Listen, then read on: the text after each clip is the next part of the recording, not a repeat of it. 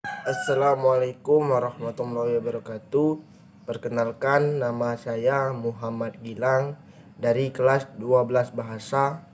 Di sini saya akan menjelaskan materi tentang strategi perjuangan pergerakan nasional. Pergerakan nasional Indonesia ditandai dengan munculnya organisasi modern pertama, yakni Budi Utomo. Setelah munculnya Budi Utomo, perjuangan yang awalnya menggunakan senjata fisik berganti menjadi perjuangan melalui organisasi-organisasi modern yang dibentuk oleh kaum cendekiawan atau intelektual. Terdapat dua strategi perjuangan yang dilakukan oleh organisasi pergerakan nasional. Satu, strategi bersifat radikal dengan taktik non-kooperatif. Strategi perjuangan radikal non-kooperatif merupakan perjuangan dengan menggunakan cara yang keras dalam menentang kebijakan pemerintah kolonial Belanda. Non-kooperatif berarti tidak mau bekerja sama dengan pemerintah kolonial Belanda. Taktik non-kooperatif menekankan bahwa kemerdekaan harus diusahakan sendiri. Berbagai organisasi radikal di Indonesia antara lain Tarekat Islam, Perhimpunan Nasional Indonesia, Partai Komunis Indonesia, Partai Nasional Indonesia, dan PNI Baru. Faktor yang mempengaruhi organisasi pergerakan nasional bersifat radikal antara lain mempengaruhi timbulnya krisis ekonomi tahun 1921 yang merupakan dampak dari Perang Dunia I, yakni terjadi hiperinflasi di negara Eropa. Pergantian kepala pemerintah yang lebih bersifat reaksioner pada tahun 1921, terjadi pergantian pemerintah di Hindia Belanda. De Valk menjadi Gubernur Jenderal Hindia Belanda.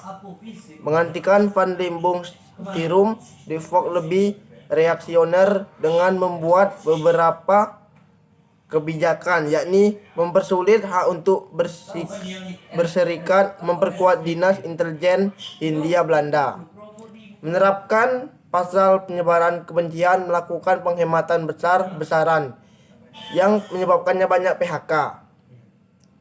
Organisasi yang bersifat radikal terhadap pemerintah kolonial Belanda melakukan kegiatan perjuangan berupa: 1. Menggembleng semangat kebangsaan dan persatuan di masyarakat melalui rapat umum, surat kabar. 2. Menuntut pemerintah kolonial agar memberikan kebebasan bergerak kepada partai-partai.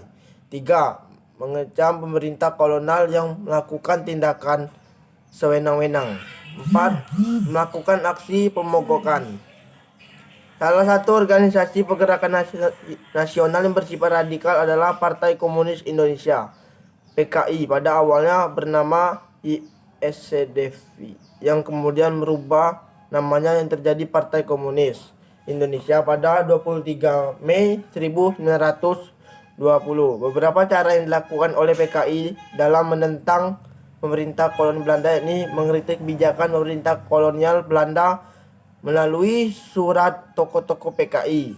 Pemberontakan PKI tahun 1926 sampai 1927 mengalami kegagalan.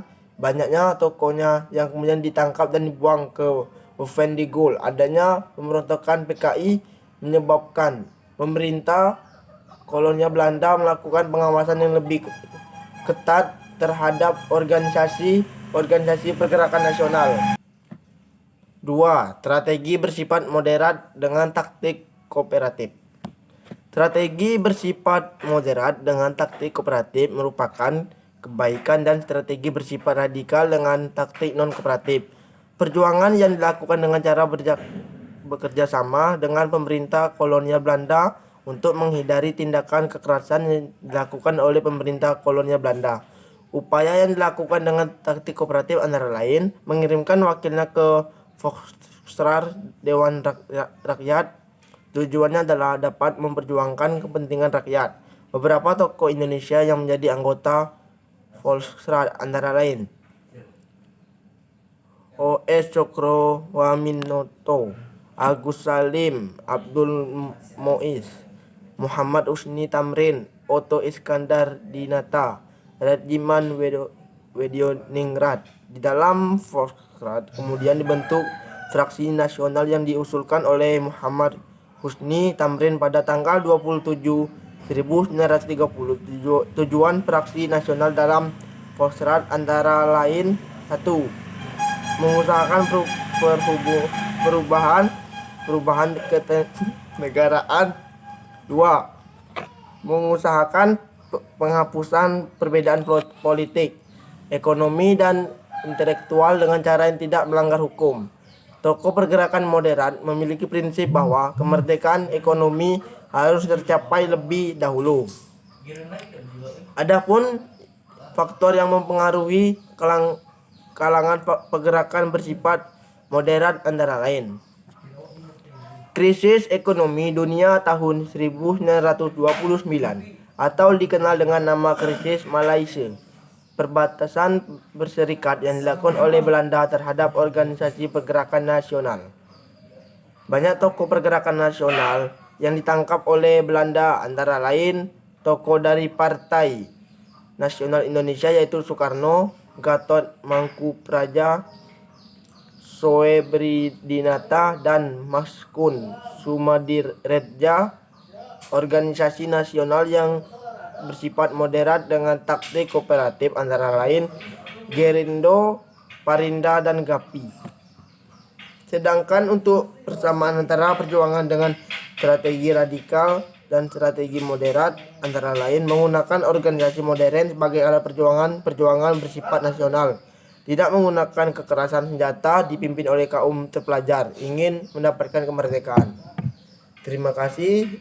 Itulah presentasi dari saya. Wassalamualaikum warahmatullahi wabarakatuh.